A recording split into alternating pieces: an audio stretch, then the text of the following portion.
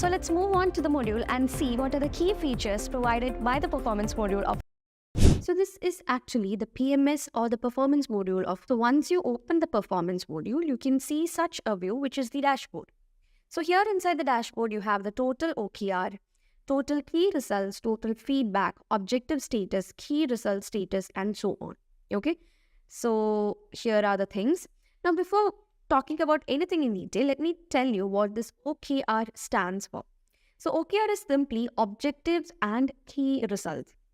So what is this OKR and why is it used? It's basically used to set specific measurable goals for employees that align with organization's overall objectives. Okay, so that's the OKR. Now it can be split into two as the objective status and key result status. So both of them together is known as OKR. Okay, so here you have the total OKRs. So you will get the count of the total OKRs which are there in your system. So click on that, and then you have the self objectives as well as all objectives. Okay, so the count of self objectives is currently 0. Okay, and then you have the all objectives. So the count is 6. So self objective is nothing but the individual tracking and measuring of their own objective and goal. Okay, so if I am logged in, if as you can see, it's Adam logged in. So currently there are no objectives or no self objectives regarding Adam. So here if Adam is logged in and if he check the self objective, he can actually track and measure his own objectives and goal. So here you have all objectives where you can track and measure and also assess the performance of employees in the organization. So like performance of all the employees can be seen here. Okay, so you will get the owner, the objective, due in and status. Okay, and then you have the option to archive this objective as well as delete this objective. Okay, so that's the two options over here. So that's what you see once you open the, objective count from the dashboard. That is the total OKR. Then you have the total key results. If you click on that, you can see the total key results over here. Okay. And then similarly, we have, let's go back to dashboard. We have the total feedbacks. Okay. The feedbacks which we take from the, from other employees and all. Okay. We'll be going through this feedback and all. And then you have the objective status as well as the key status. The key result status. So the objective status is actually shown here as a graph, right? So here you can see different colors, and you also can see what the different colors refers to. Okay, so the green color actually indicates on track, that is the status. Okay, and the other one behind, closed, at risk, and not started. So these colors refers to different statuses, okay, and that can be viewed over here. Similarly, you have the a graphical analysis of the key result status where you have not started, on track, and also the behind ones. Okay, and then you have OKR which is at risk. So this person, that is Mark Wilson's OKR, is at risk. So that can also be viewed over here. Then you have the feedback status also. Okay, the feedback status can be taken from here. Okay, so that's the dashboard. Next, we have the OKR section. Okay, so OKR section, as I said before, OKR is actually to set specific measurable goals for the employees. Okay, so once you open this OKR or the objectives, you can see two things which is called as self-objective and all-objective.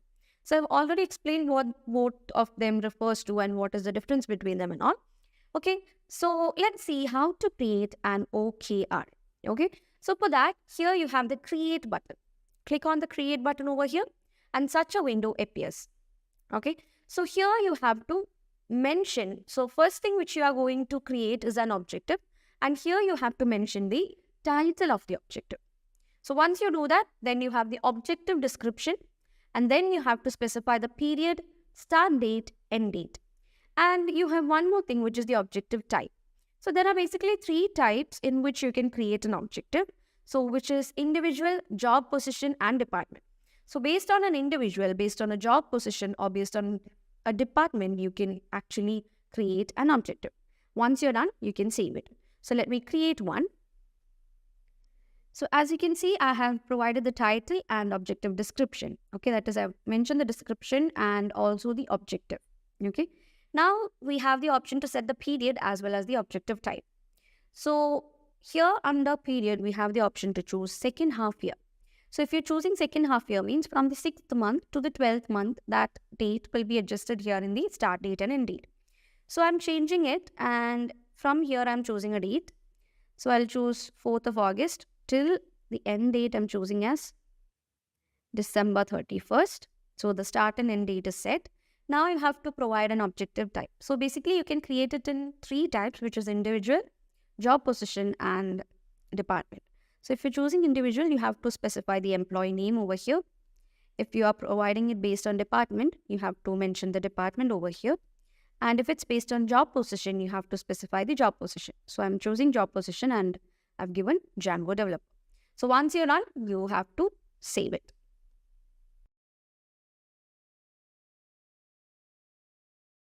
So as you can see, the objective is created. Now you have a window where you have to create the key result. So once the objective is saved, the key result window will come where you have to, create the key result. Okay. So let's create a key result.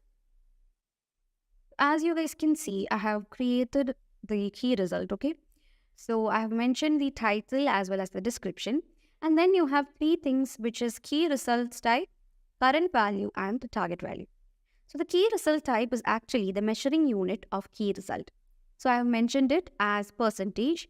If you just click here, you can see you have different units like currency, US dollars, Indian rupees, then you have euros, the number, and so on. And the current value can be given here, and the target value. So current value, I've given it as 0, and the target value is 100. Then you have the period. So where you can choose second half year or quarterly or whatever it is. Like rather than choosing that, I have given the start date and the end date. So it's done. Let's save it. Okay, so start date should be after. So like I've given a different date and objective type, right? So I'm saving it. That's saved. Okay, as you can see, key result created.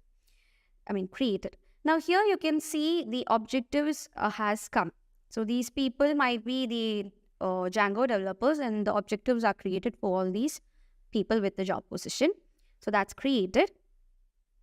And once it's done, you can see that in all objectives. Okay. Under all objectives, you can see all those objectives and key results which you have created. Okay. So that's the OKR section. Okay. So under OKR section, you can see the owner, the objectives, the due in status, and also you have the option to archive it as well as delete it. Now you have the 360 feedback. So under the 360 feedback, it's actually an option where you can take feedback from a variety of sources, including managers, peers, and direct report to get a more complete picture of employees' performance and also their strengths and areas of improvement. So here you have the self-feedback, then you have the request feedback and all feedback. So currently we don't have any data over here. So if you want to create a feedback, you can simply click on create option over there. And then you have to set the review cycle. So you have to enter a title for the feedback. And then you have to choose the employee and the manager. So after you choose that, you have the subordinates and the colleagues that can be added over here. And then you have the period, the start date, the end date, and also you can add a question template and key result. Okay. So I'll show you how to create the feedback. Okay. So this is where you create your feedback. So before going to the feedback section, that is before creating a feedback, we have 2 more things to do. Okay. So here you can see period as well as question template. Okay. So inside the performance, we have separate section for period as well as question template. So first let's go to period. Here is the period. Once you open it, you can see the period which is created. So currently in our system, we only have the second half year section. So you can simply create a period from here. So you have to specify the title over here. So I'm putting the title as quarter or quarterly or something like that. And then you have the start date. Okay. So here's the start date. You have to choose the start date. So I'm choosing the start date as from 1st January. So from 1st January to, so let's go to April. So I'm putting April 30th. So this is the, span of time which I call as quarterly. Okay. And I'm saving it. So if you use this period anywhere else, then you will get this date by default. Okay. This date will come by default. Similarly, you can add periods. However you want, you can add. That is, you have to mention a start date and end date, and you will give a title for that particular period. Okay. You can either update it or you can also remove it from the period section. So that's how you create a period.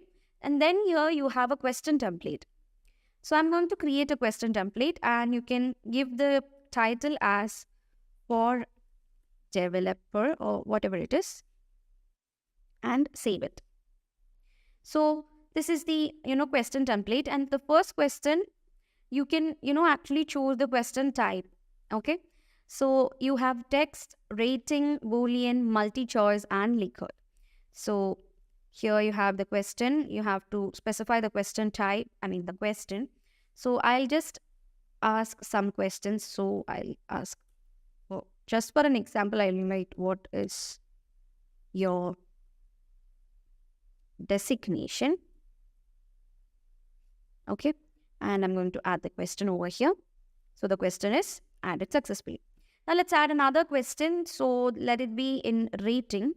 So I'll put as rate your work, and I'm going to add the question. So we have other types like Boolean, text, and all. So I'm putting as write your feedback. Okay. And add the question over here. So this is how you add questions. You have these much types of questions. Okay. So you can choose what type of a question it should be, either rating, a Boolean, a text, or whatever it is. Okay. And once your question is added, this is the question template. Now you can use this template and, your feedback and all. So let's go to feedback now, and I'm going to create a new one. So here I'm going to enter a title. So I'm putting as new feedback. So I'm choosing the employee. Let's choose Abigail Lee. So you have the option to add the subordinates over here. I'm adding 2 people. And also let's add some colleagues. Okay. Now here you have the period. So I'm choosing the period as quarterly. So as you can see, that start date and end date which I have chosen has come automatically. And then the question template, which is for developer, has come. Okay. Now if there is any key result regarding this person, that will also come. And once you're done, you can simply save it. And as you can see, feedback created successfully. Okay. So here you can see under all feedbacks, you have this feedback which we have created. Now you can see the status of the feedback is currently not started. Okay. So if you want to answer it, simply click on the answer button over here. And if you want to view the answer, you can click on this icon over here. And this is to archive and delete. So for answering, just click on that. You can see the questions. So these are the things which we actually created inside the question template. So here you can see what is your designation. So I'm putting the, I've given it as such a question type. That's the reason why such answer came. And if you have a rating, that is, I've given the question type as rating, where you can rate your work. I'm rating it. And then here you can write your feedback. Okay. So I'm putting the feedback as good and save it.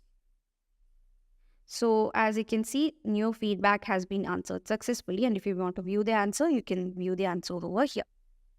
So that's the, feedback, the PDF, the question template, and everything.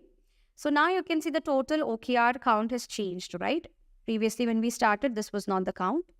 And then you have the total key results, the total feedbacks, and so on. Okay. So if you open this, you can see all objectives. Okay. So once you open any one of the OKRs or the objectives, you can see the objective as well as the key result regarding that particular person. So you can see it here. If you want to edit this, you can simply click on edit, and the status also can be changed from here. If it has started, it can be put in started state. And then if it's on track or behind or closed, whatever status it is, you can, change it from here. So I'm putting it as on track. And the key result also, I'm changing it to on track. Okay. So as you can see, the thing has come which says status has been updated. Okay. So you have the option to edit it. And if you want to add any new key result, you can simply click on add new over here. and then a key result can be added here. Okay, so the activities will be recorded here. Okay, if you want to add any comment to this log, you can add a comment and simply click on comment over there.